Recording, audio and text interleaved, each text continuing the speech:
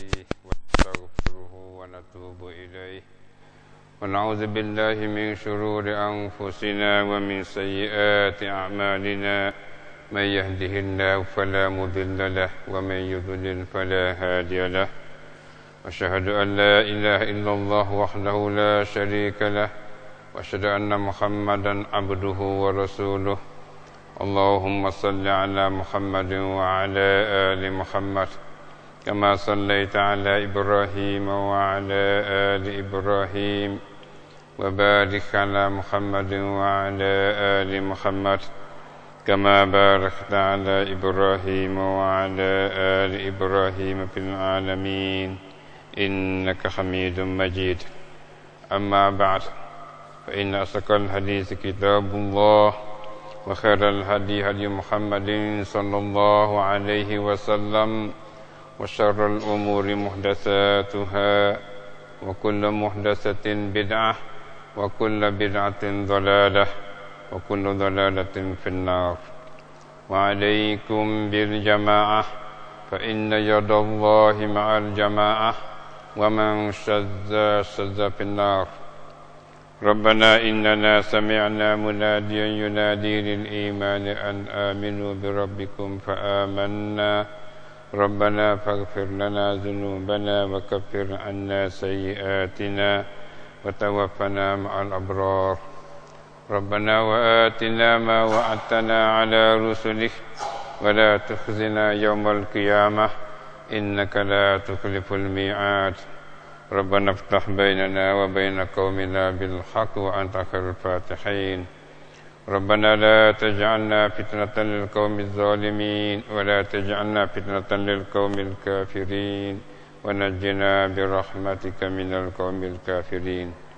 اللهم إنا نسألك في نحورهم ونعوذ بك من شرورهم اللهم إنا نعوذ بك من شرور من عادانا اللهم من أراد منا سوءا فأسجنه في نفسه ربنا عليك توكلنا وإليك عنبنا وإليك المصير Alhamdulillah, bersyukur kita pada Allah Subhanahu Wa Taala di atas segala kurniaannya, rahmat dan nikmatnya yang melimpah ruah kepada kita, sehingga dengan nikmat Allah Taala itu kita sesama dapat bersama dalam majlis ilmi pada hari ini. Alhamdulillah.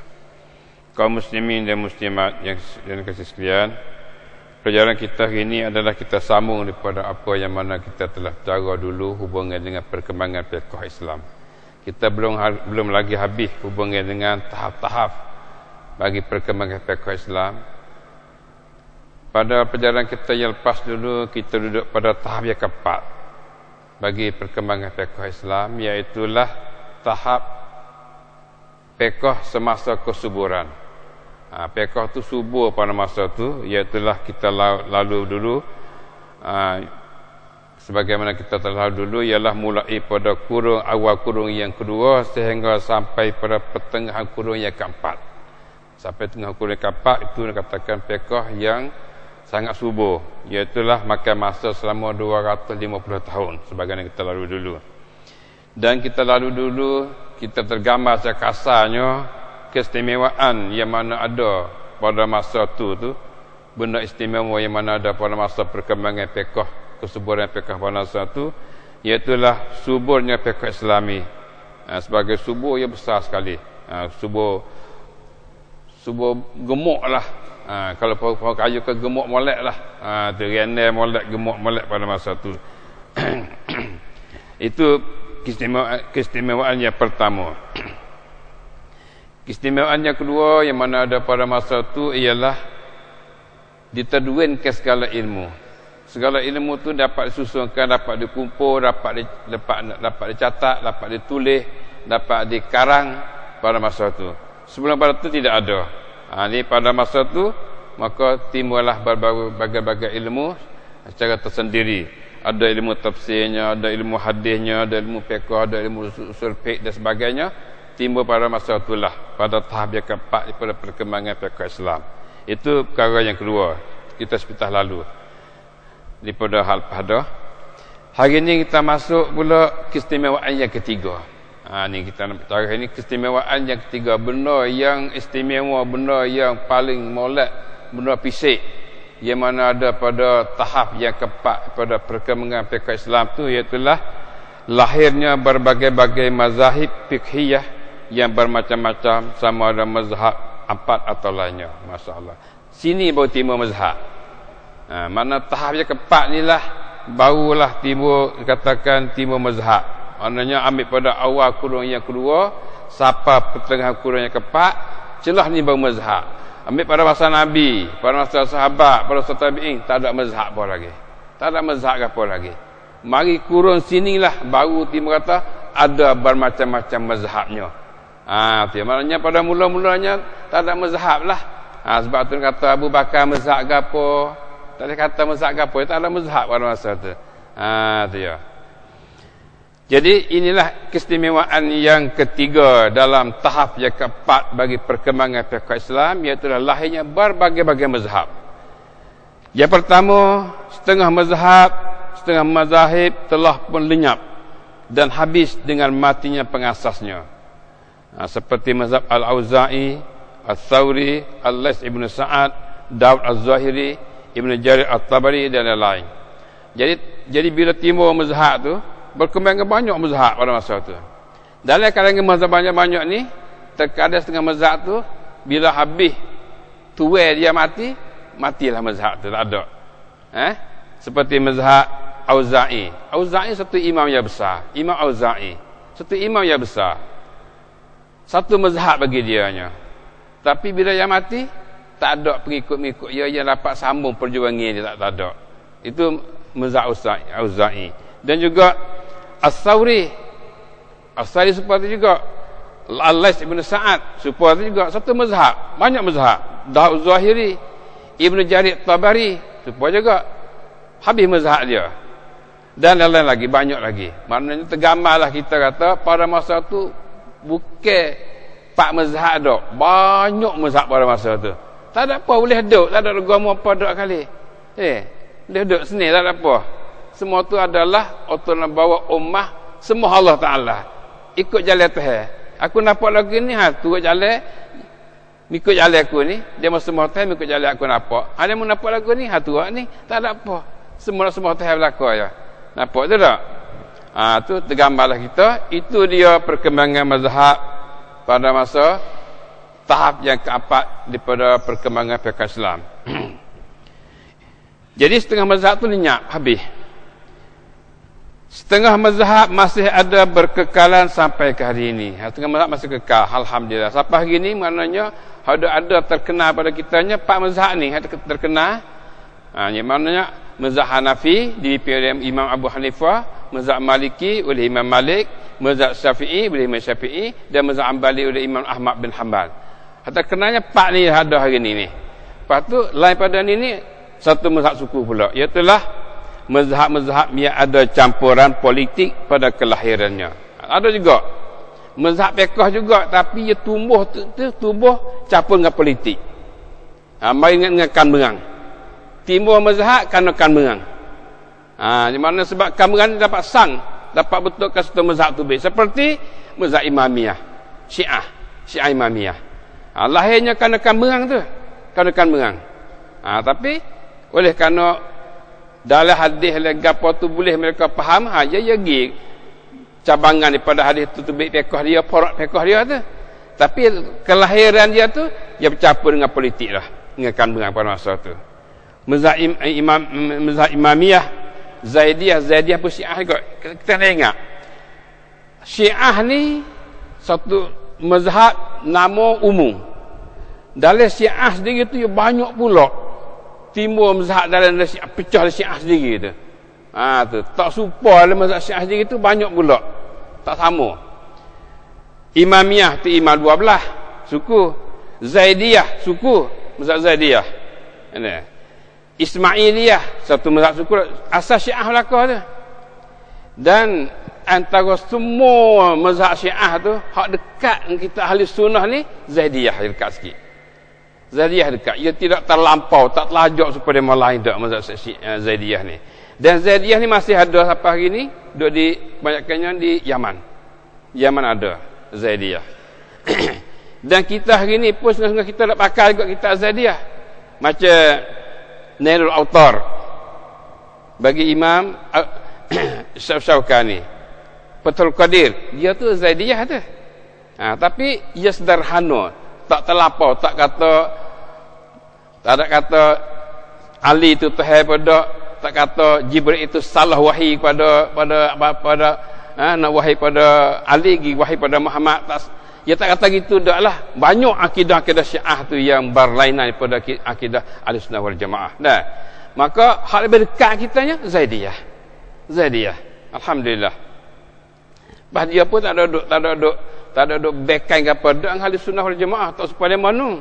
Tak supaya Imamiyah, tak supaya Ismailiyah, daripada golongan Syiah, dan mazhab Ibadiyah. Ibadiyah ni daripada golongan Khawarij. Hal ni golongan Khawarij, ia timbul mazhab ni hasil pada politik kan bang. Dan banyak lagi daripada kalangan Syiah, Nusairiyah. Kalau bekang kita benaran ni demo ni. Macam di Suriah tu, Syiah Nusairiyah. Hadap teh ahli sunnah ni. Kalau di era tu puak Imamiyah ni. Tu hadap pecah-pecah mengikut tempat kita ni Imamiyah. Tu dia. Jadi mereka juga mazhab mereka ada lahir mula-mulanya hasil pada politik pada masa tu. Maka sampai hari ni pun duk jadi pertentangan gitulah.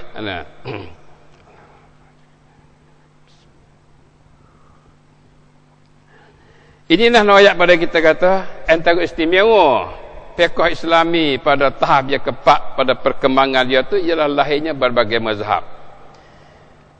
Dan seterusnya mazhab-mazhab yang lahirnya hasil daripada khilaf berlainan pada usul istidlal. Cara-cara mengambil dalih, cara-cara istinbah ni. Ini hak lahirnya mazhab kerana khilaf berlainan cara ambil dalih, cara istinbah, cara kaedah-kaedah masing-masing. Maka timbul mazhab. Ini seperti mazhab imam mazhab empat. Hanafi, Maliki, Syafi'i, Hanbali. Ini hasil pada ada kaedahnya masing-masing, dia cara ambil dalilnya tak sama, dia istinbah tak sama, maka timbullah berlainan pendapat. Berlainan pendapat ni kata mazhab ni. Ya, kata mazhab. Misal mudah-mudah supaya tak ayat kata aula mastumun nisa. Ayat itu aula mastumun nisa, ataupun kamu sentuhkan perempuan. Khilaf pada ayat ni. Mazhab Hanafi kata la mastumun nisa ni maknanya jimuk perempuan. Baru tahu tu. La mastumun nisa tu mana jamak tumun nisa. Bila mu jimuk perempuan batal tu. Mana kalau sentuh tak batal. Kerana la mastumun nisa tu mana jimuk. Syafi'i kata tak. La mastumun nisa sentuh kulit. Tu khilaf. Jadi dua pendapat. Mending mazhab ni. Tak ada gapo sekali. Khilaf faham. Bagi Abu Hanifah ya ada dalil bagi dianya, bagi Imam Syafi'i ada dalil bagi dianya. Dia kepah lagu ni kerana ada dalil. Abu Hanifah ada dalil bagi dianya. Kerana dia Quran tu bila lamas tu diiringi dengan perempuan dengan makna jimuk dalam Quran. Ini pun supaya lamas temunis tak sentuh perempuan maknanya jimuk. Syafi'i pun ada dalil bagi dianya. Itu. Maka khilaf. Dan begitulah seterusnya. Nampak tu tak? Ini dia panggil kata khilaf kerana tak supa usul ambil dalil, tak supa cara ambil dalil, tak supa pada istinbah hukum pada dalil yang mana ada. Maka timbullah mazhabnya. Maka banyak mazhab habis ini ni. Macam mazhab Auza'i, bersupa Sauri, bersupa Laih Besa'ad, bersupa Daud Zahir, bersupa duduk dalam kalangan ini, dalam golongan ini. Tapi dia mana? Linyak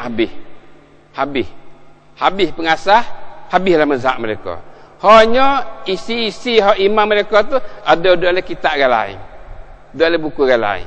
Kita pergi cari dalam Hanafi, dalam Hanbali ada pendapat Auza'i, ada pendapat Sauri. Dalam Syafi'i pun ada pendapat. Dia mau turun akal mari. Tuas dia tak ada dah, anak murid pun tak ada dah. Itu tak? Jadi inilah apa dia perkembangan mazhab pada tahap yang keempat yang dibilangkan itu benda istimewa dalam tahap yang keempat bagi perkembangan fiqh Islam. Habis kita situ. Nampak kita tak? Sekarang kita tahu lah kata mazhab ni baru timbul. Mazhab ni baru timbul. Timbul pada tahap yang keempat di perkembangan fiqh Islam, iaitu pada kurung awal, kurung yang kedua, tengah kurung yang kedua sampai pada kurung yang keempat tu. Jadi makan masanya 100 250 tahun. Celah inilah timbul mazhabnya. Celah ni. Habis situ. Faham tak? Baiklah, itu tergambarlah kita tentang perkembangan fiqh Islam kita. Kita tengok pula keadaan fiqh semasa itu. Lah mana keadaan fiqh? Kuam bun wai dia lagu mana pada masa tu fiqh tu? Penduduk ke lagu mana? Isi fiqh sendiri pada masa tu pesi mana? Katanya terdapat padanya fiqh waqi'i kenyataan dan fiqh iftiradi yang diagak-agak ataupun dijaka-jaka ataupun diandai-andai. Jadi dua-dua. Kalau dulu kita belajar maidah daripada masa Nabi, masa sahabat, masa tabi'in, fiqh pada masa tu fiqh waqi'i. Mana fiqh mengikut benda hak berlaku semati. Berlaku gapo? Tanya hukum. Tubik hukum. Berlaku gapo? Tanya tubik hukum. Tak, mau tu panggil fiqh waqi'i, waqi'iyah, kenyataan kuam pencing. Hak ada semati. Dalam masa perkembangan fiqh hak masa subuh ni, dia tambah satu lagi. Ialah iftiradi, dia agak-agak. Dia andai-andai kata akan timbul lagu ni, lepas tu kita nak hukum lagu ni. Dia. Dah. Hak dulu dah timbul benda dulu, lah mana hukum ni? Hukum. Selalu dah.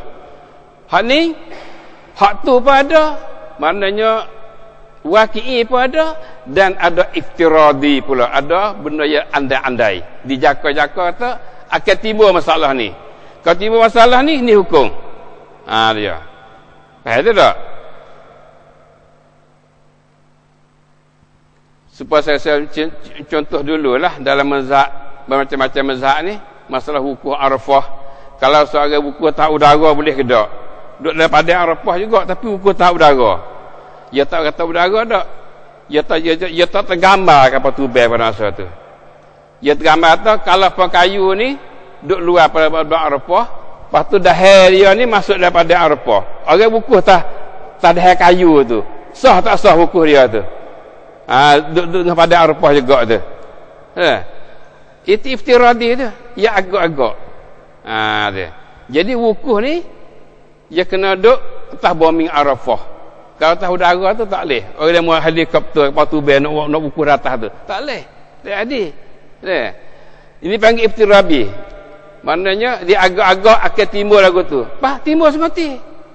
Pada masa tu tak ada lagi. Pahlawan ni timbul kapal tubai helikopter apa ada. Tu dia. Boleh tak wukuf tu? Tak boleh. Tu kata tak boleh mereka hukum pada masa tu tentang masalah yang belum timbul lagi. Belum timbul lagi. Lepas tu timbul. Dia ada juga iftiradi dia mana kali iftiradi tu dia tak tergambar pun ada juga. Dia tak boleh jadi tapi dia kata kena hukum. Dalam mazhab Hanafi dia tasawwur, hatta mazhab kita Syafi'i tasawwur. Maknanya kalaulah seorang itu jimuk isteri dia, batal wuduk dia kena mandi. Takdir pula kalau seorang itu masuk sudah tubuh le para isteri dia. Kalau seorang itu masuk sudah tubuh. Bini dia besar, dia masuk tubuh nama saya bini dia. Kena mandi ke tak? Patut wuduk tak? Ini panggil iftiradi, ya agak-agak. Kalau berlaku lagu tu lah mana hukum? Di mana terkadang iftiradi dia tu maknanya benda tak nak jadi waqi'i, ngerti tak? Tak nak jadi semua tidak. Gambar-gambar gitu ya. Tu andai-andai kata. Tapi dia hukum lah. Cadel untuk dia mau belakang tu. Kalau timbul lagu ni, ni hukumnya. Dalam mazhab Hanafi juga dia ada. Kalaulah seorang tu yang menikah, laki isteri menikah, tak ada sekali. Nikah ada sekali. Bini duduk di negeri Siah, lelaki pergi duduk Saudi. Lepas tu bini perut besar.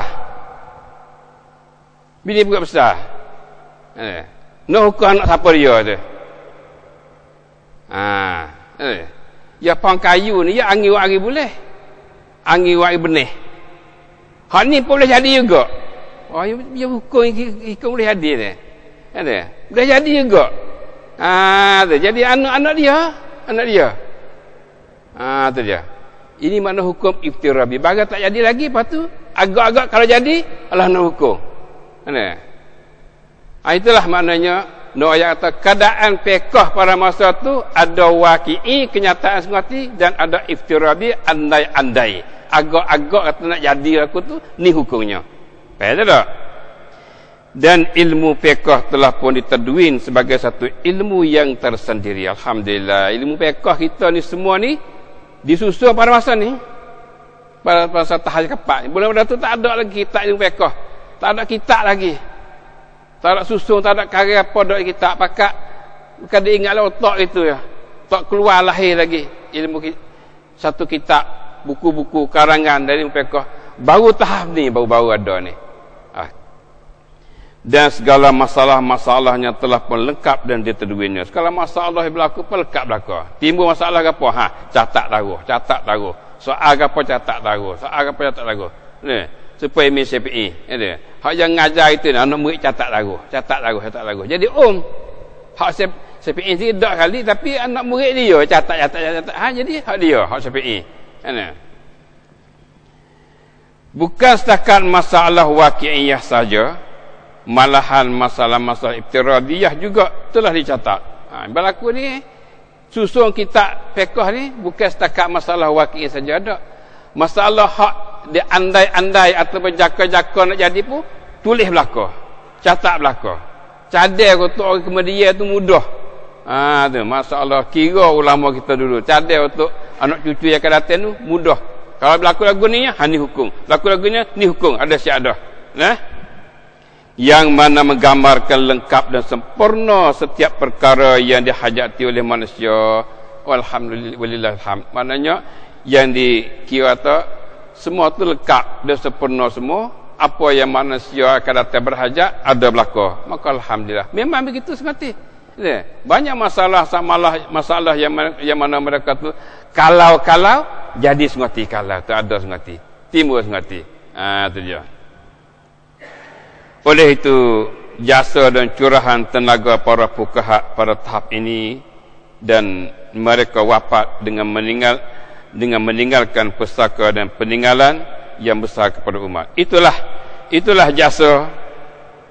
jasa dan curahan tenaga para fuqaha pada tahap ini. Inilah curahan jasa mereka, pengorbanan mereka bagi para fuqaha kita pada masa itu. Alhamdulillah, bersyukur kita bertaala dan terima kasih kepada ulama-ulama kita yang mutaqaddimin yang mana mereka itu telah catat, telah taruh pusaka pada kita dan mereka wafat dengan meninggalkan pusaka dan peninggalan yang besar pada umat. Mereka mati tinggal pusaka banyak pada kita. Alhamdulillah. Jazakumullahu khairul jazaa anil Islam wal muslimin khairul jazaa. Semoga Allah tambah balaskan kebaikan yang banyak bagi mereka itu. Itulah kaum muslimin dan muslimat, gambaran kita hubungan dengan tahap yang keempat bagi perkembangan fiqh Islam. Tergambarlah kata fiqh tu masya-Allah cukup lengkap belaka dah, cukup lengkap belaka. Walaupun lepas pada tu setengahnya mazhab dia terhilang, mazhab dia lenyap, tak apalah, tapi bagai mereka tu masih ada tersusun, masih ada ketinggalan lagi. Khususnya mazhab masih baki tu semua tu ada belaka. Isi-isi apa dia kalangan mereka itu. Alhamdulillah. Kaum muslimin dan muslimat yang sekalian, habis kita tahap yang keempat. Tahap yang cukup gembira pada kita dan cukup seronok pada kita, dan ulama pada masa itu dapat sokongan penuh pada kerajaan Abbasiyah. Kerajaan Abbasiyah banyak sokong, beri galakkan, beri sokongan kepada semua mujtahidin pada masa itu. Sebab tu ulama-ulama pun gemar, tak ada orang nak halang, tak ada orang nak sekat, tak ada orang nak buat muskilah apa dak. Dia ulama-ulama pun gembira. Masing-masing tu pendapat. Tak ada jadi masalah-masalah problem yang berlaku antara ulama dengan kerajaan, tidak ada. Buah ke kerajaan sokong pada masa itu. Alhamdulillah. Lepas tu kita pergi pula pada tahap yang kelima. Habis tahap keempat, subuh dah, kita tahap yang kelima. Ialah fiqh pada masa kebekuan dan taklid. Ni dia. Nah, asrul jumud wa taklid dia panggil. Habis pada tahap keempat subuh syahadah, mari tahap kelima ni dikatakan fiqh pada masa kebekuan beku dan taklid. Pakai turut dulu dah. Otak beku dah. Membekukan pemikiran dan pakai turut dulu dah. Gambar kita tu. Kita tengok.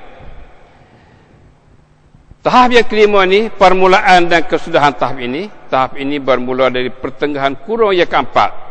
4 Hijrah, iaitu setelah habisnya tahap yang keempat dan berlanjutan sehingga pertengahan kurung yang ke-7 Hijriah. Masya Allah.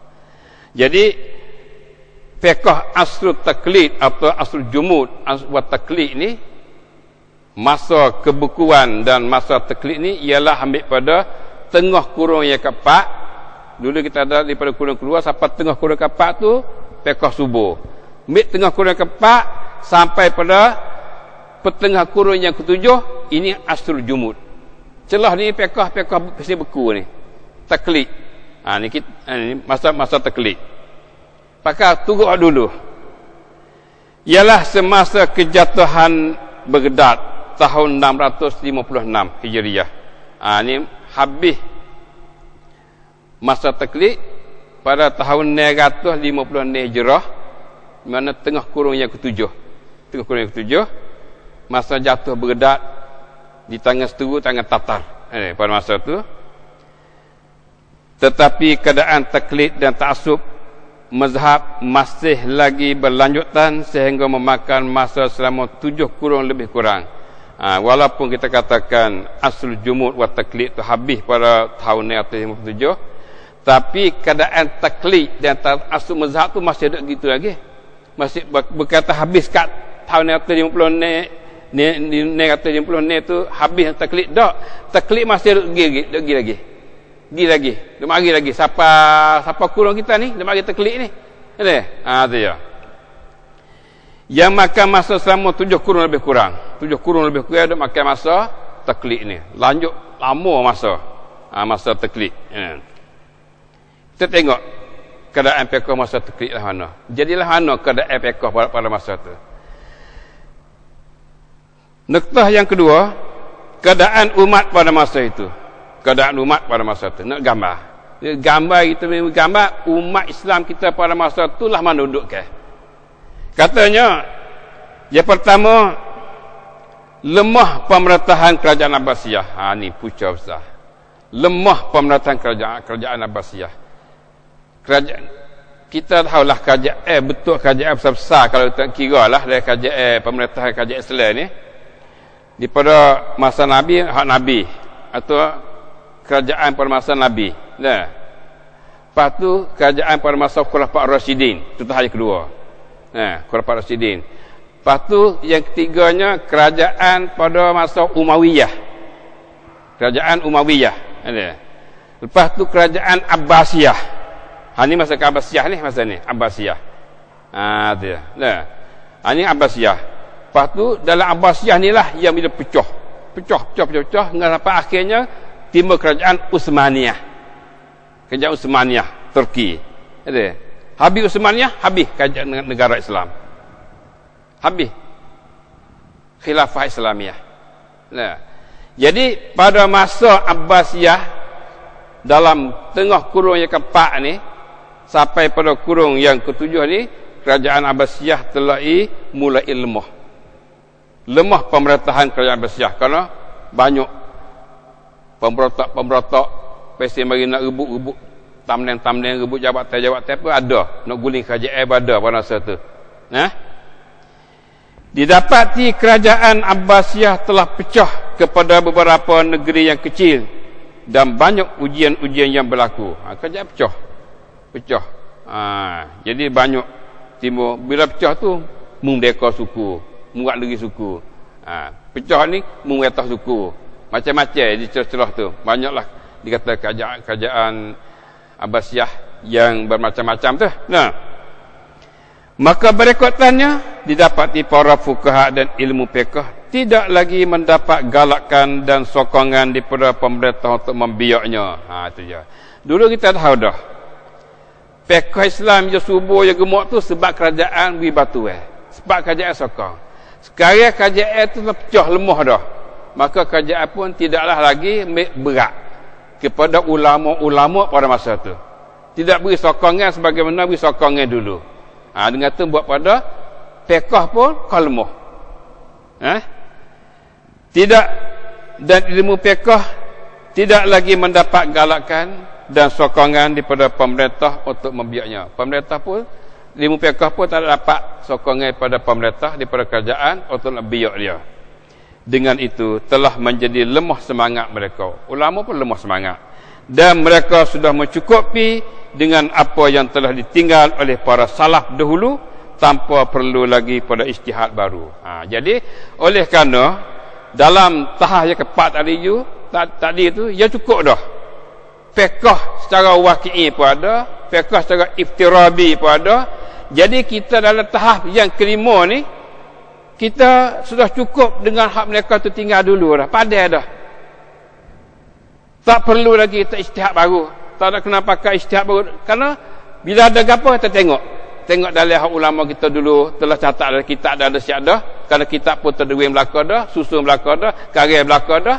Gapo timbul masalah gapo, kita rujuk kepada kitab ni. Kita tak kena ijtihad baru, kita tak kena mikir baru dah. Faham je tak?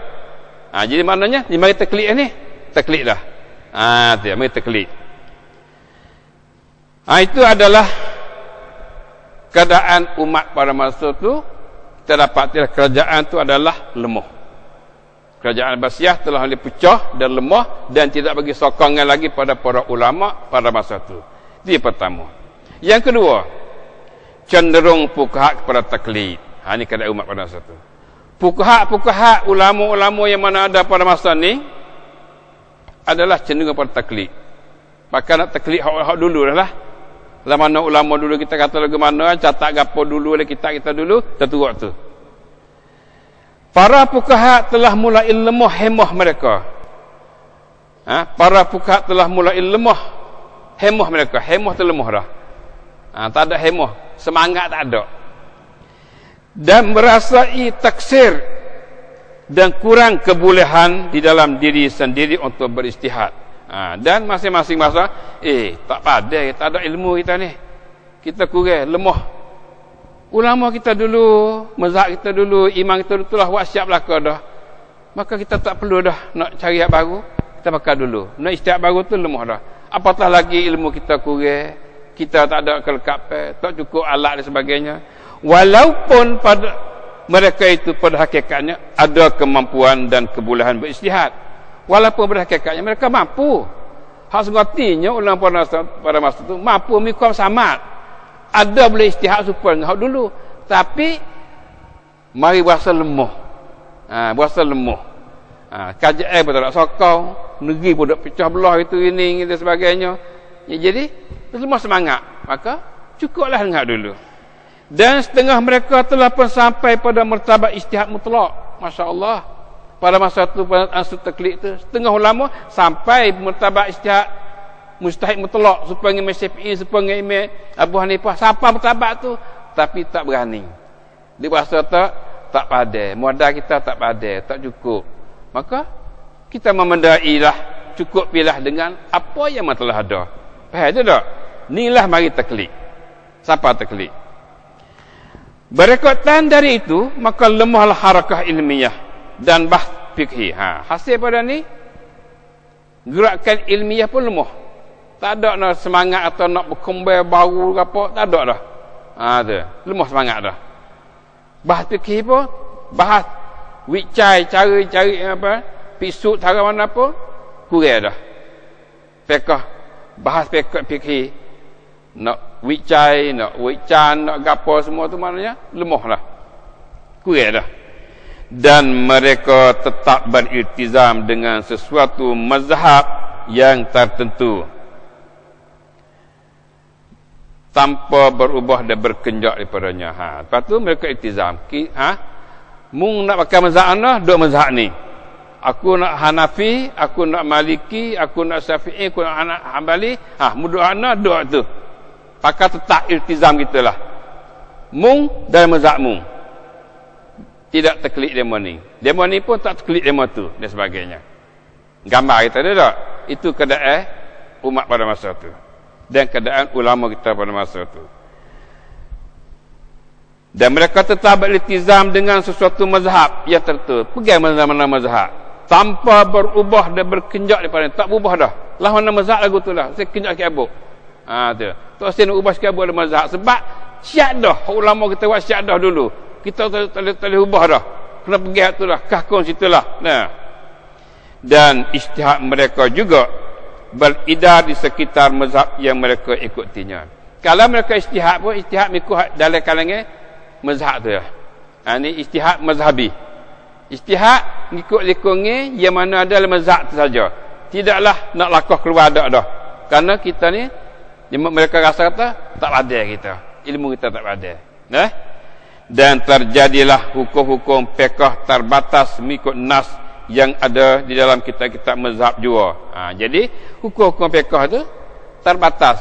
Jadi maknanya ada camkat. Dua likung yang mazhab, tak keluar pada mazhab. Dua mazhab mana mazhab itulah. Dan sekiranya didapati sesuatu perkara tidak terdapat hukumnya di dalam kitab-kitab mazhab itu, maka dikiaskan perkara itu dengan apa yang tercatat di dalam kitab-kitab mazhab dan mereka menamakan takhrij. Kalaulah masalah timbul tak ada tercatat, tidak tercatat di kitab, kalau itu kita nak tengok masalah ada dulu tu masalah lagu mana hak nak supaya dengan hak ada lah ni. Lepas tu kita ambil hukum hak tu lah, mari hukum pada mazhab baru ni. Itu panggil takhrij. Maknanya benda baru ni kita tengok masalah yang mana telah ada hukum dulu, lepas kita pelagar dua ni, kita ambil hukum tu lah mari sini. Itu panggil takhrij. Jadi qadar tu. Itu di antara kerja-kerja bagi ulama kita pada tahap tu. Ijtihad benda baru tak ada. Kalau ijtihad pun ijtihad ikut dalam lingkungan mazhab. Ijtihad ikut mazhab, kalau benda tak ada tercatat, tengok hukum ada dah, lepas tu mari pelagar dengan ni, ambil hukum tu lah mari sini. Itulah maknanya kita dapati gambaran apa dia kedudukan ummah pada masa taklid, masa kebukuan dan taklid tu.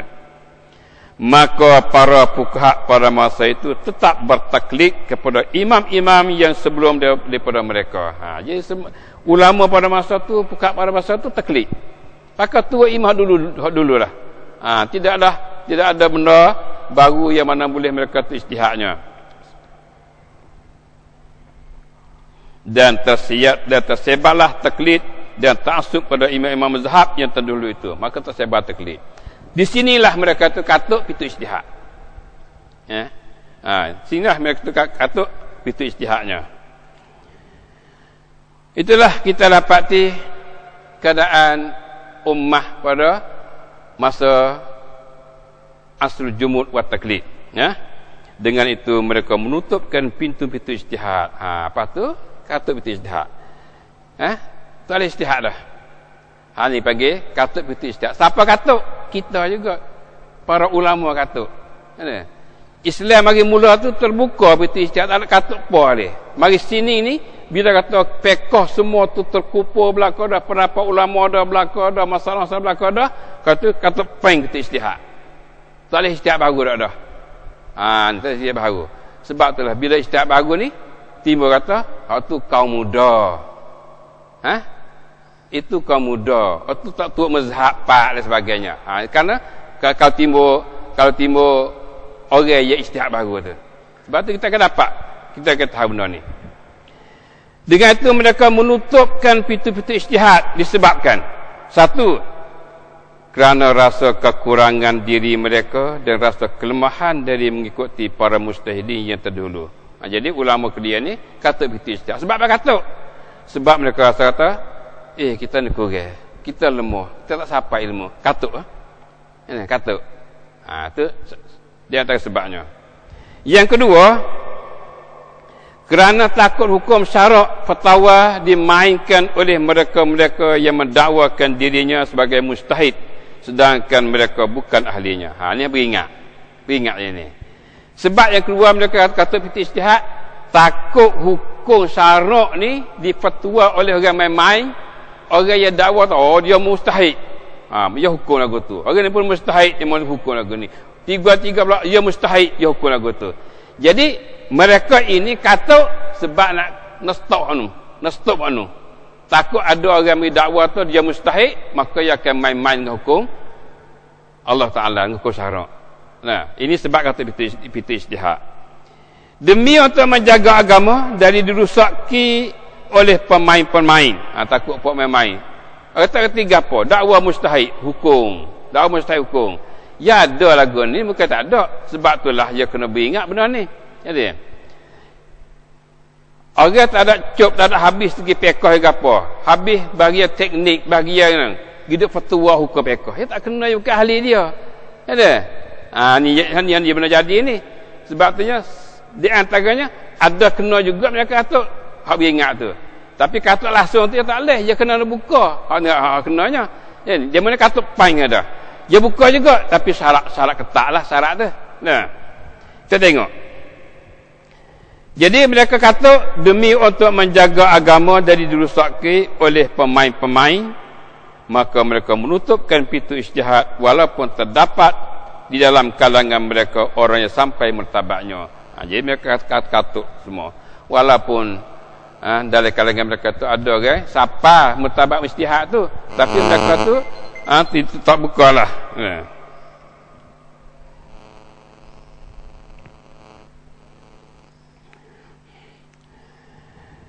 Mereka mengilzamkan orang ramai berpegang dengan sesuatu mazhab yang tertentu. Ni.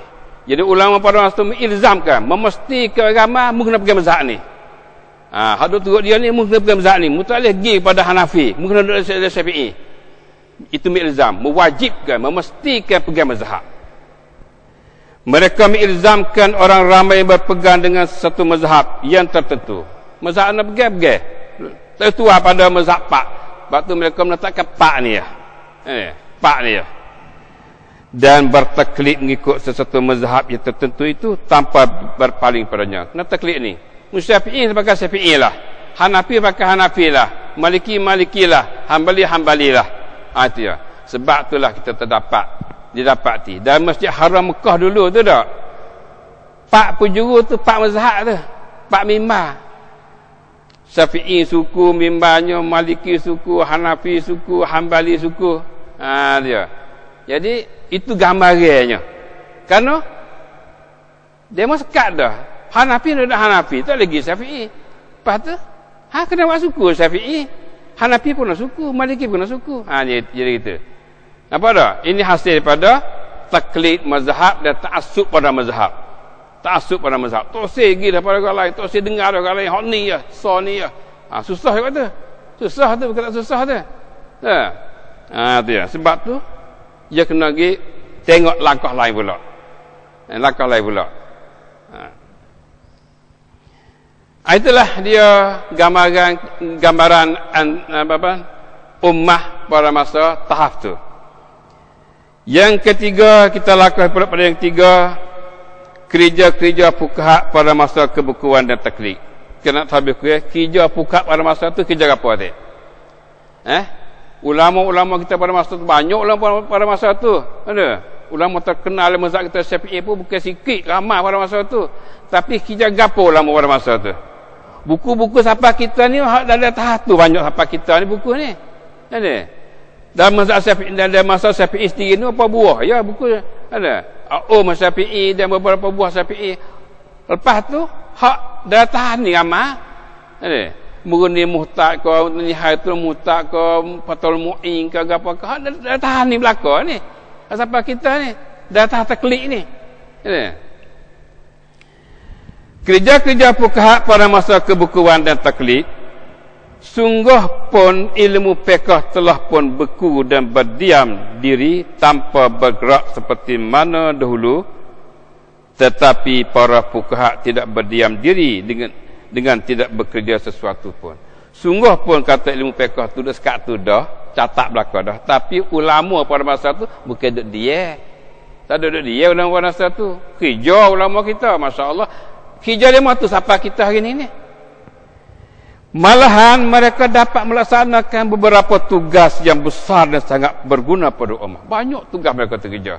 Dia buat banyak benda sampai pada ummah ni, sampai pada kita hari ni. Alhamdulillah. Jangan kata masa taklid tak ada kerja apa, tak taklid butuh semata, tak ada kerja apa. Tak, mereka kerja. Jasa mereka tu sampai kita hari ni. Alhamdulillah. Kalau itu antara kerja dan tugas mereka, apa dia? Di antara kerja dan tugas ulama pada masa taklid tu, satu, mengatur fiqh mazhab secara teratur. Masalah atur fiqh secara teratur. Mereka cuba atur mula, atur. Atur kita fiqh secara bab, secara apa atur. Mula-mulanya meringkaskan buku-buku imam mereka. Mula-mulanya hak Imam Syafi'i kata hak panjang tu mereka buat pandok. Nah, mereka rekahkan, pandok kan. Sebab tu kita tengok dapat ni mate-mate fiqh tu rekah mari tu. Meringkaskan buku-buku imam mereka, tetapi setengah ringkasan mereka tu didapati susah nak dipaham oleh orang ramai. Terkadang dia mari rekah tu, dia nak perekah, nak wilkat perekah. Tapi orang ramai tak nak faham mana. Dia suruh mari kadang mari wa illa fala. Yang mari pandang itulah. Wa illa fala. Dan jika tidak maka tidak. Gapo ni? Ya mari rekah itu dah. Banyak lagu tu. Itu je. Kalau itu bila lagu tu, kemudian datang pula golongan yang mensyarahkan buku-buku rekasan itu. Masya-Allah. Dia mau rekah bagi orang payah-payah, mari orang syarah. Mari syarah. Dan memberi penjelasan dan penerangan terhadap buku-buku itu. Puak golongan syarah. Puak syarah mari syarah. Dia memula mate. Lepas tu mari syarah. Mate minhaj. Mari syarah. Murni, muhtar misalnya. Ada? Mari syarah. Kemudian tiba pula golongan yang ketiga, yang dikatakan ashabul hawashi, yang mana mereka mentaklikkan di atas syarah-syarah dulu. Masya-Allah. Asal mate dia mari syarah mari. Ada? Syarah. Orang kerja tengok pula, syarah ni nampak ada kritik sikit ataupun kena panjang sikit, dia syarah tak syarah pula. Syarah tak syarah pula tu hawashi tu. Tengok buku-buku kita tu. Daripada mata minhaj, kepada munil muhtaq, kepada nihatul muhtaq, hawa apa dia, asyarbini dan sebagainya, macam-macam. Ada. Jadi kemudian tiba pula golongan yang ketiga yang dikatakan ashabul hawashi, yang mana mereka mentaklikkan di atas syarah-syarah dulu. Ya taklik atas syarah dulu. Syarah ada, ya taklik pula. Sebab tu khabsah tu. Serta membawa contoh-contoh dan misal-misal bagi hukum-hukum tersebut. Wak contoh, wak misal-misal daripada hak hukum sebut ni. Begitulah terdapat fuqaha pada kurun yang ke-8 Hijrah dan selepas padanya. Sebab tu maknanya kitab pada kurun yang ke-8 tu banyak hawashi. Banyak merasa. Syarah hawashi.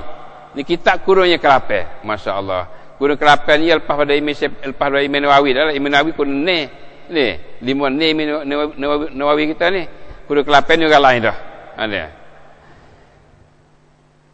Itu di antara kerja-kerja bagi ulama kita pada masa tu, fuqaha kita pada masa tu. Yang kedua antara kerja mereka pula menyebutkan ilat-ilat, sebab-sebab bagi hukum-hukum jadi nakal daripada imam mereka. Terkadang imam sebut hukum, tak ada ayat sebab gapo, ilat gapo, headphone gapo. Jadi ulama ni buat mari ilat. Hukum ni sebabnya begini, sebabnya begini. Dia. Hak mari sebab-sebab ni ialah ulama pada masa asrul taklid. Asrul taklid. Kerana bukan kesemua hukum jadi nakal daripada imam-imam mereka itu disertai dengan menyebutkan ilat-ilatnya. Jadi semua hukum yang mari pada imam tu bukan semua sebut ilat dak. Bukan semua sebut sebab-sebab gapo hukum ni. Tak sebut. Hak tak sebut itulah mereka ni sebut. Hak ada dah okey. Hak tak ada lagi tu mereka ni sebut dah. Maka fuqaha pada masa ini mereka mencurahkan tenaganya dalam mengeluarkan ilat-ilat bagi hukum-hukum yang dinakalkan itu. Jadi ulama inilah yang curah tenaga untuk nak korekkan ilat-ilat ataupun sebab-sebab hukum ni. Ulama tahap inilah. Dan mencabangkan hukum-hukum fara' itu pada berbagai cabang dan beristimbat hukum-hukumnya sebagai membina di atas ilat-ilat tersebut. Lepas tu ia mari fara' lah. Ada ilat lagi ni dah, wari fara' hukum pula. Cabai hukum, cabai tu, cabai ni pula. Bina di atas ilat ni, ada sebab tu, maka timbullah hukum gitu, hukum gini. Ya keluar ke panjang, keluar gitu pula. Semua tu bina atas mazhab lah kah? Tak keluar pada mazhab. Tak keluar pada mazhab. Nah. Yang ketiga, antara kerja bagi ulama pada masa itu lagi, iaitulah mengeluarkan kaedah-kaedah istinbat yang diambil pada furu' cabang-cabang mazhab untuk mengenal cara ijtihad yang dijalani oleh imam-imamnya. Mereka buat kaedah. Hukum furu' ada lagu ni. Hukum furu' ada ada. Kita wai kaedah. Kita tak kaedah gapo dalam hukum ni. Kita tak kaedah. Tu. Letak kaedah. Itulah katakan qawaid fiqhiyah. Qawaid fiqhiyah. Letak kaedah. Dengan itu maka sempurnalah kaedah-kaedah ilmu usul fiqh yang telah dimulai oleh Imam Syafi'i rahimahumullah dahulu. Imam Syafi'i adalah usul fiqh dia. Mai ke dia ni cari pula kaedah-kaedah. Tambah satu pula. Yang ni. Jadi maka jadilah kaedah istinbat dan mazhab tu. Sebab tu kaedah ataupun usul fiqh tu ia ada berlainan. Usul fiqh pun ada berlainan antara mazhab dengan mazhab. Kaedah fiqhiyah pun ada berlainan antara mazhab dengan mazhab. Tak serupa. Masing-masing pegang kaedah. Yang keempat, menterjahkan pendapat-pendapat yang nakal daripada imam-imamnya. Kerana terkadang terdapat pendapat-pendapat yang nakal daripada imam itu, pendapat yang telah dirujuk kembali oleh imamnya, atau terdapat dua pendapat yang berlainan. Jadi ada juga ulama-ulama kita ni dalam tahap ni ia terjih pendapat hak nakal primir. Imam kata ni terkadang pendapat dia tu ia rujuk kelik dah. Ia rujuk kelik dah pendapat dia tu. Maka mereka terjih tahap ni pendapat hak qadim. Ini pendapat lama ia rujuk dah. Ataupun imam tu ada dua pendapat. Boleh mari dua pendapat. Sebab tu dalam mazhab kita Syafi'i ni pun pendapat Imam Syafi'i itu ada dua. Satunya dikatakan pendapat qadim, yang kedua pendapat jadid. Pendapat qadim ni ialah sebelum pada Imam Syafi'i berhijrah pergi pada Mesir. Belum Mesir itu dikatakan pendapat qadim, kaum qadim, pendapat dulu.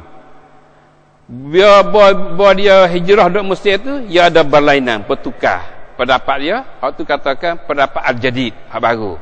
Nah, itu bagi Imam Syafi'i. Terkadang dua pendapat tu boleh pakai kedua. Ada. Jadi ulama-ulama dalam tahap inilah cuba menterjihkan. Hak ni hak qadim boleh pakai. Pendapat Imam Syafi'i pun ke semua hak qadim dia tolak belaka dak. Ada boleh pakai. Ada boleh pakai. Sebab tu kalau kita tengok dalam majmu' Imam Nawawi ni dia mari dua-dua. Dua itu pendapat qadim, pendapat jadid sebagainya. Maka para fuqaha pada masa ini menterjahkan di antara pendapat-pendapat itu mengikut usul-usul mazhab dan kaedah-kaedahnya yang diketahui oleh mereka. Jadi ulama pada mazhab pada masa inilah terjahkan pendapat imam mengikut usul-usul mazhab, mengikut kaedah-kaedah mazhab. Maka mereka catat taruh buku tu siapa kita boleh kita tengok. Boleh kita tengok benda-benda tu. Sebab tu jangan tengok banyak-banyak tu. Ada lagi. Sebab itulah kalau kita tengoklah setuh Ratina ni, bukan dua pendapat dak. 45 ni pendapat dalam mazhab Syafi'i sendiri tu. Bukan sah dak. Ada? Bukan sah dak. 45 ni pendapat dalam mazhab Syafi'i. Setuh Ratina tu batal tak batal tu. Sebab tu kita pergi sah kakak tu letih kat kita tu. Ada? Benda hak dalam mazhab sendiri pun kilah dah. Ada? Masya-Allah. Ini kemudahan. Ada? Hal ni apa dia ulama dak akad kata ikhtilaf ummati rahmah ni khilaf sini ni. Khilaf sini. Dak akad dia kata ikhtilaf ummati rahmah khilaf umat ku ni rahmah. Kalau pergi sah lagu ni kakung berat Kalau buat kita pergi Syafi'i kakung dak. Setuh retina. Dia mau tak ambil semaya tu Baitullah Haram. Tak ambil semaya. Tu pakai Syafi'i kakung ngerti ke?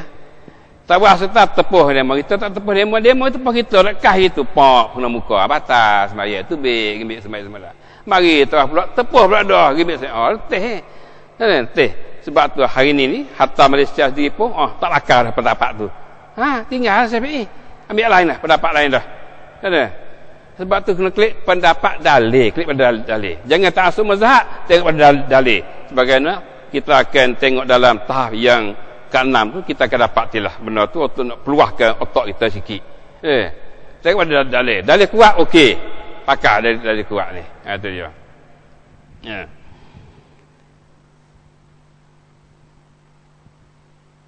Jadi maka para fuqaha pada masa ini menterjihkan di antara pendapat-pendapat itu ke usul-usul mazhab dan kaedah-kaedahnya yang diketahui oleh mereka. Ini amalnya mereka terjih pendapat dalam mazhab tu mengikut usul-usul, mengikut kaedah-kaedah lah. Maka mereka tercatat. Apa kata siapa pada kita, alhamdulillah. Keberakhiran urusan fuqaha pada tahap ini tetap bertaklid dan bertaassub kepada mazhab masing-masing. Kalau nak kira tu ujung akhirnya dalam tahap ni, tahap taklid ni, mereka tetap taklid macam. Tetap bertaklid. Sebab itulah tempat kita pun taklid turut kerakung mati. Tak saya ubah ke abuk dah. Taklid mazhab sahaja. Taklid tok guru pula salah lagi padahal. Tak turut dah, tok guru lain, tok guru tu ya dia. Sah juga tu. Jadi hal ni tambah dalam masa kita ni. Taklid mazhab sahaja tak saya ubah dah. Pas taklid tok guru adanya. Pakai tok guru seorang ni. Mati tok guru ni tak tahu, tengok anak murid tu turut tu juga berkali. Baru turutnya. Orang lain tak turut dah. Ni penyakit taklid bagi. Dia ta'assub. Nah. Jadi keberakhiran urusan fuqaha pada tahap ini tetap bertaklid dan berta'assub kepada mazhab masing-masing. Tak taklid. Bila taklid tu, terkadang dia tak taklid dan ta'assub.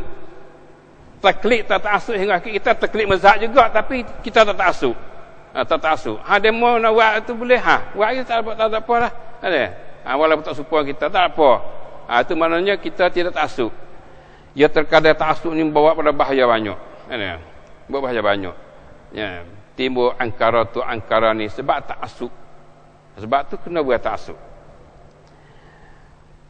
Walaupun begitu keadaan, terdapat juga beberapa orang yang tidak suka bertaklid dan mereka melaung supaya beristihad secara mutlak dan mengambil hukum melalui Alkitab dan Sunnah tanpa bertakayud atau bergantung dengan sesuatu mazhab yang lain. Ia tertentu. Walaupun dalam masa taklid itu, ulama semua tu boleh katakan katut itu ijtihad. Dan mereka tu melaungkan supaya umat semua tu taklid mazhab masing-masing.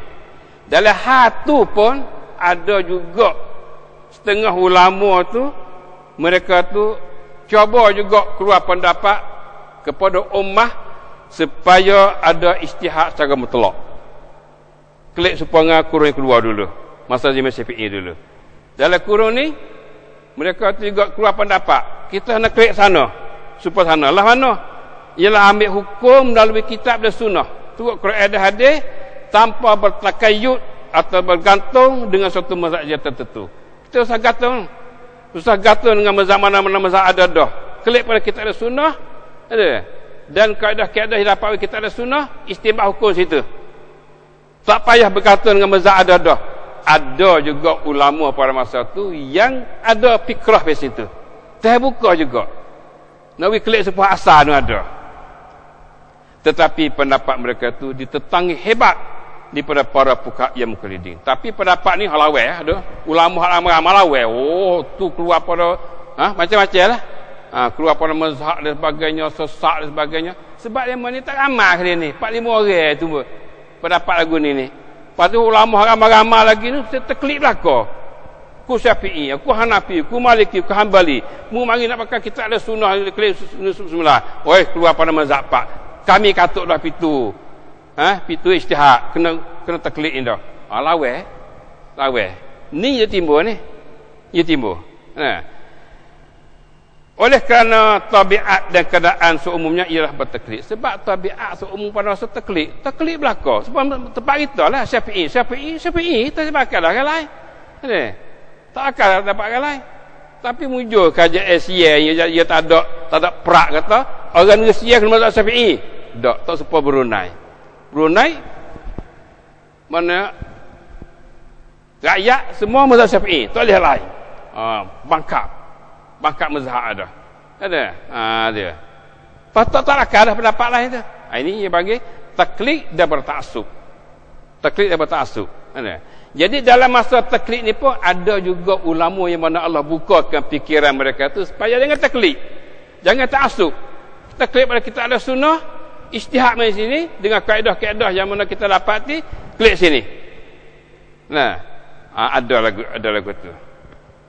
Antara mereka yang berlaung untuk ijtihad mutlak itu ialah ni di antara orang yang laung ijtihad mutlak ialah Ibn Taimiyah. Ni Hambali ni sebenarnya. Ibn Taimiyah mazhab Hambali. Asal mazhab Hambali. Dan muridnya Ibn Qayyim, supaya Ibn Qayyim. Ibn Taimiyah Ibn Qayyim sama mazhab Hambali belaka. Tapi mereka ni melawan klik pada kitab sunnah. Jangan taksub mazhab. Jangan taksub mazhab. Klik pada sana, klik pada sana. Dia. Jadi mereka ni dapat tertengah banyak orang noteh. Sebab tu buku kata Ibn Taimiyah kafir. Ada kata Ibn Taimiyah kafir. Nauzubillah min zalik. Masya-Allah. Ada hukum kata sesat dan sebagainya. Sebab kita duduk dalam hal taklid, terus itu saya dengar ada orang lain. Susah juga ni. Ibn Taimiyah, muridnya Ibn Qayyim, Imam Asy-Syaukani, Imam Syaukani. Ini asal Zaidi. Kena kira tu. Tapi dia nak klik sana juga. Sebab tu dia wala Zaidi pun berasan tapi dia tidaklah taksub. Nak klik sana. Dah banyak lagi. Sebelum pada ni ada Iz Ibn Salam di antara orang tiga. Iz Ibn Salam ni pun orang mazhab Syafi'i tertegun. Oh sesak ni Iz Ibn Salam ni. Dia ke dulu pada ni dan sebagainya. Inilah ayat pada kita kata dalam masa tahap taklid ini, inilah kita dapati ummah kita berada. Dan memanglah taklid masih berlanjut. Masih berlanjut sampai kita hari ni pun taklid juga. Taklid dan ta'assub. Taklid mazhab okey, tak ada apa. Pegang mazhab, tapi kita jangan ta'assub. Sebab tu kita buka dada kita untuk terima apa istibat yang mana dapat perkara hadis, walaupun menyalahi dengan mazhab yang mana kita pegang.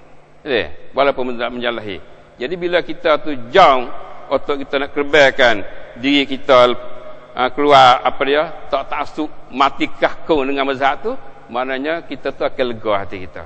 Kalau kita duk bertupu dengan taklid mazhab serta ta'assub tu, sepik sungguh-sungguh lah benda ni. Itulah tahap yang ke-5. Kita masuk tahap ke-6 sebagai mengakhiri kita hari ni hubungan dengan perkembangan fiqh Islam ni, tahap yang ke-6, tahap yang terakhir. Tahap yang ke-6 ialah fiqh pada masa kebangkitan. Ni fiqh masa kebangkitan. Saat ni dulu kesuburan. Pas subuh tu taklid jumuk. Lepas tu naik bagi pula masa kebangkitan, masa bangkit semula, masa nak penfu semula. Ada ya kecuk yang kepada lepas tu kita nak berbaja semula, bersubuh semula pula ni. Tengok tahap ni, permulaan dan kesudahan tahap ini dimulainya pada akhir kurun yang ke-13. Masya Allah. Tahap yang ke-6 ni, tahap kebangkitan ni mulai pada akhir kurun yang ke-13. Kita duduk kurung apa dah ni? 1413. Kita duduk kurung yang ke-15. Kita duduk kurung yang ke-15. Kebangkitan ni ia baru mulanya daripada akhir kurung yang ke-13. Maknanya ke awal kurung mulai kurung 14 lah. Iaitu setelah melalui lebih kurang 7 kurun terdapat fiqh Islami berada dalam keadaan beku, taklid dan bertaksub mazhab. Mari 7 kurung kita duduk dalam hal lagu tu, dah taklid, dah beku tu. Maka di sekitar kurung yang ke-13 terdapat fiqh Islami mulai bangkit semula. Kurung 13 ni nampaknya nak bangkit semula fiqh Islam, iaitu dalam bentuk berikut. Ia bangkit semula dalam bentuk ni, dalam cara dan bentuk di sini lah. 1. Mempelajari fiqh Islami secara umumnya tanpa bertakayut dengan sesuatu mazhab yang tertentu. Maknanya cara nak bangkitnya, kita mengaji fiqh Islam ni mengaji secara umum. Mengaji belaka. Maliki kita mengaji, Hanafi kita mengaji, Hambali kita mengaji, Syafi'i kita mengaji, Daud Zahiri kita mengaji belaka. Kita kenal belaka. Ni cara kita nak bangkit semula ni. Kita tahu belaka. Jangan tahu sah beroyak lain tu. Tak supaya aku tak bakal semua tu. Tu bagi saya tahu sah tu. Ini kena tahu belaka. Ngaji belaka. Langkah ini mulai lahirnya pada akhir kurun yang ke-13. Ini mulai akhir kurun 13. Langkah ni. Cara nak mengaji mazahib. Banyak mazhab ni. Yang mana lahirnya majalah Al-Ahkamul Al-Adliyah. Timbulnya satu buku bagi majalah Al-Ahkam Al-Adliyah. Iaitu sebuah buku fiqh berkenaan bab muamalat. Ini mula-mula timbul. Dalam kerajaan Utsmaniyah. Nah, dikarangnya oleh satu lujnah fuqaha. Ni masalah. Satu lujnah fuqaha buat satu lujnah karya buku ni. Yang diketuai oleh Wazirul Adli, Menteri Keadilan Kerajaan Utsmaniyah. Wazirul Adli, Menteri Keadilan sebagai ketua lujnah ni untuk nak karya ke satu kitab berkenaan dengan muamalat yang bercampur mazhab. Tidak taksub. Dalam bentuk undang-undang, ya bentuk undang-undang. Bentuk undang-undang. Matra neng, matra tisam lagi macam tu. Jadi bentuk baru ni, bentuk baru. Buku ni ada maktabah ada. Di Hong semua ada buku ni. Ini buku yang mula-mula keluar. Dalam kurun yang ke-13. Dimulainya pada tahun 1285. Ni mula. Ni ia mula karya.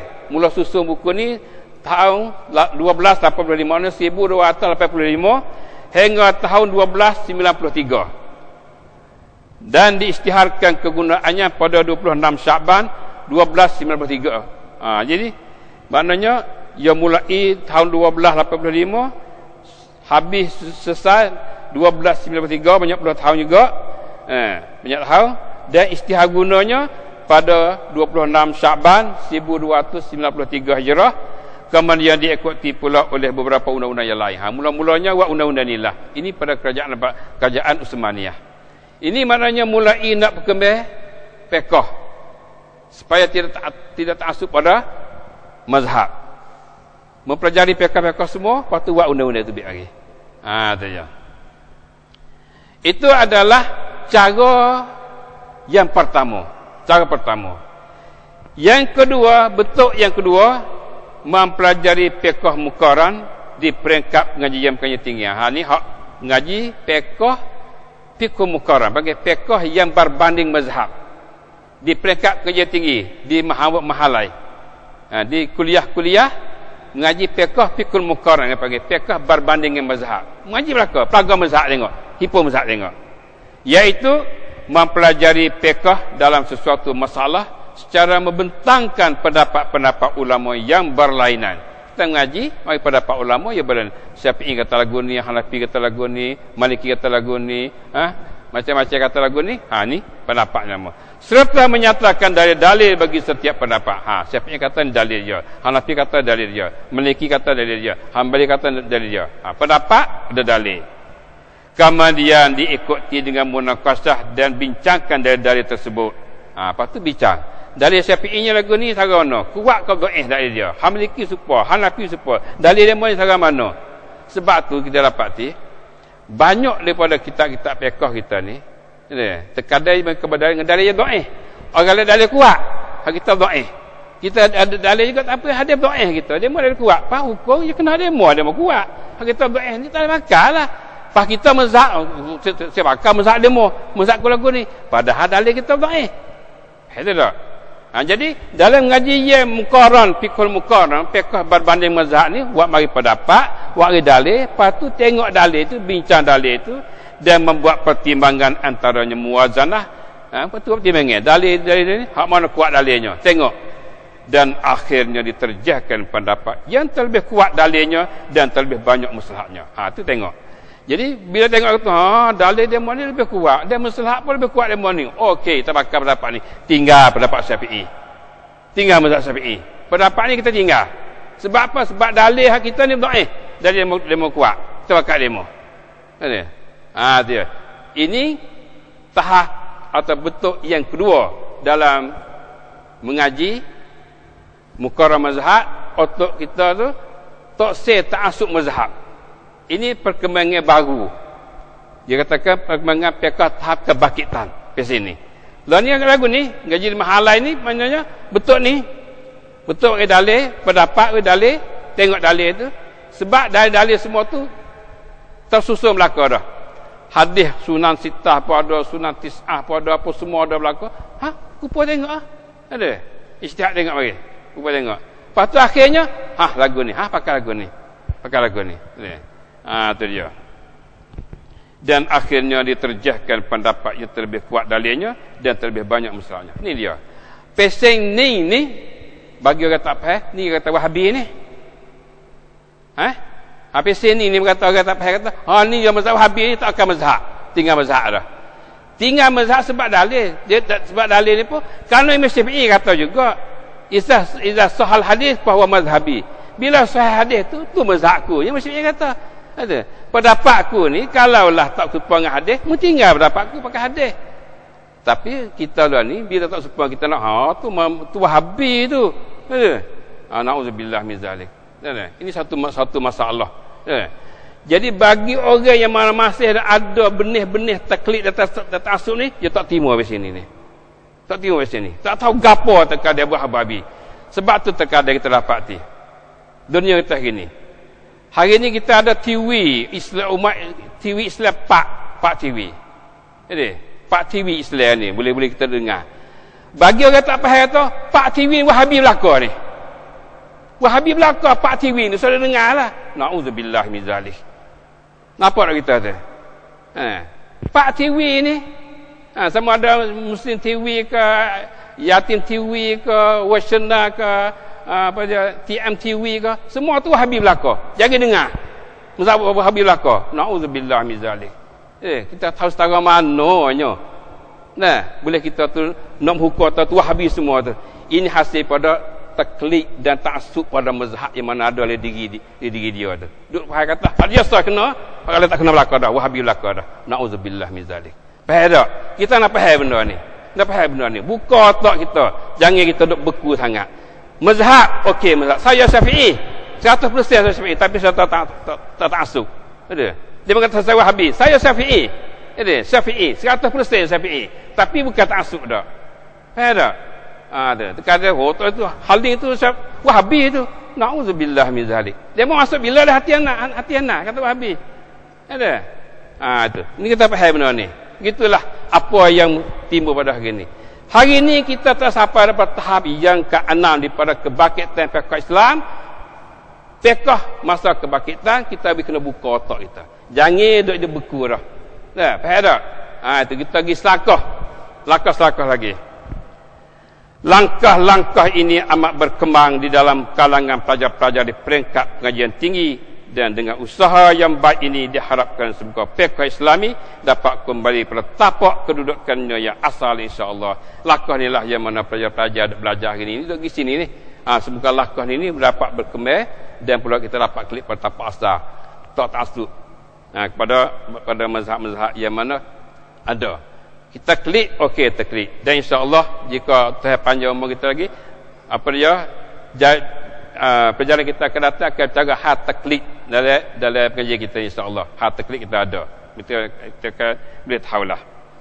Dan umatnya akan hilang perasaan berpenatik dan berta'assub kepada sesuatu mazhab yang dipeganginya. Semoga dengan kita mengaji bahasa ini dalam tahap yang ke-6 ni, masa kebangkitan dan pelajar tu dapat buat kajian sebagaimana kita kata tadi, maka insya-Allah umat Islam kita tu akan hilang perasaan taklid. Perasaan penatik taklid atau apa jadi akan hilang penatik, perasaan penatik dan ta'assub dan jadi pecah, jadi tak senang hati dengan lain dan sebagainya. Semoga hilang benda itu insya-Allah. Itulah kaum muslimin dan muslimat sekalian, pelajaran kita pada hari ini. Habislah kita daripada awal kita mengaji tahap perkembangan fiqh Islam, ni dia tahap terakhirnya. Dah 1 2 3 4 5 6 tahap. Fiqh Islam ni. Maka kita duduk tahap terakhir hari ini. Alhamdulillah tamat kita tahap ni, dan akan datang insya-Allah kita akan belajar apa yang mana ada selakut lagi dengan fiqh Islam. Semoga kita dapat faham dengan baik insya-Allah. Jazakumullahu khairan jazak. Sallallahu alaihi Muhammad wa alihi wasallam. Subhanallah rabbil izzati amma yasifun wa salamun alal mursalin alhamdulillahi rabbil alamin. Subhanakallahumma bihamdik asyhadu an la ilaha illa anta astaghfiruka wa atubu ilaik. Wassalamu alaikum warahmatullahi wabarakatuh.